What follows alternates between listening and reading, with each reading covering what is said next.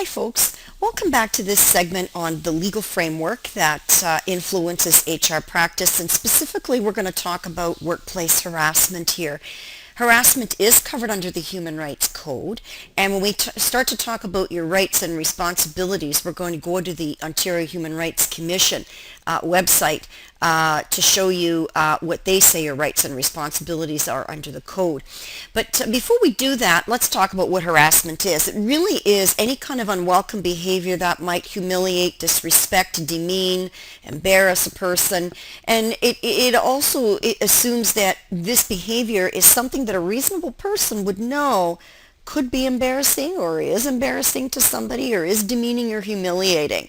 So the most common forms that we have are sexual harassment and racial harassment. So people harassing you due to your race, the color of your skin, or people that are harassing you sexually. So say, for example, somebody is going to hold back a promotion from you unless you grant a sexual favor. That's harassment. Okay, you can't do that. You can't even harass people in return for no favor. You know what I mean? You can't do that.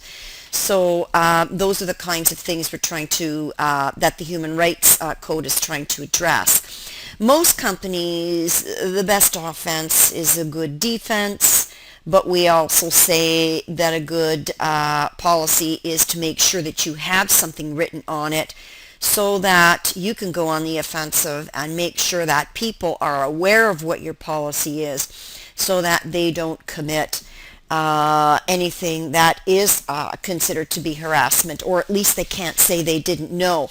The other thing we also suggest is that companies conduct training programs for employees so that employees get an idea of what harassment is and isn't. So it's not just written in a policy, but there's actually discussions, examples, role plays, training around it. So, and if you don't, it can cost you. So I'm going to go to this link from the HR Reporter, their employment law section. I just think it's interesting what we can learn when we start reading other articles. Hopefully it will click in. If not, we'll just have to see if we can get to it another way. Let me see. What can I do? What can I do? I'm going to go down this way.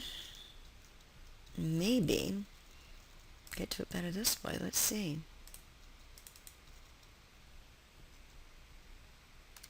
Nope. Can't get there. So let me do this.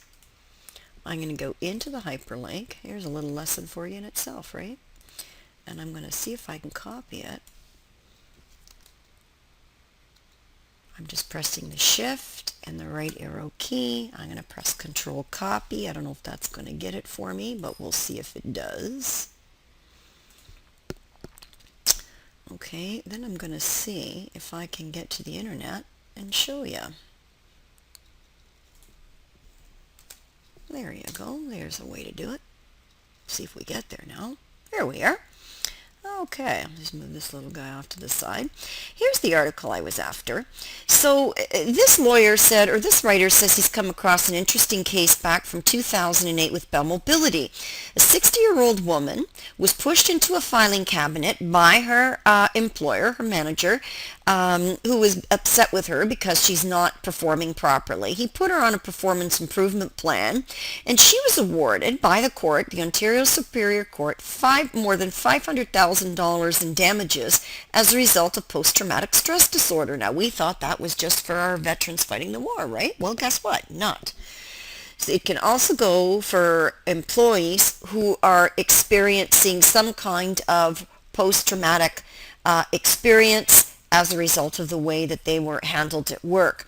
And in this case, her stress disorder made her withdraw. She was unable to do many chores or activities around the house. She was failing in the romance department, and her partner also got 15 grand. So again, you know, when we talk about these things, you have to remember that the company is liable for these kinds of things, and it can cost them. So that concludes this section on harassment for now, and then we'll get back to look at other things like rights, responsibilities, and Mohawk's policy.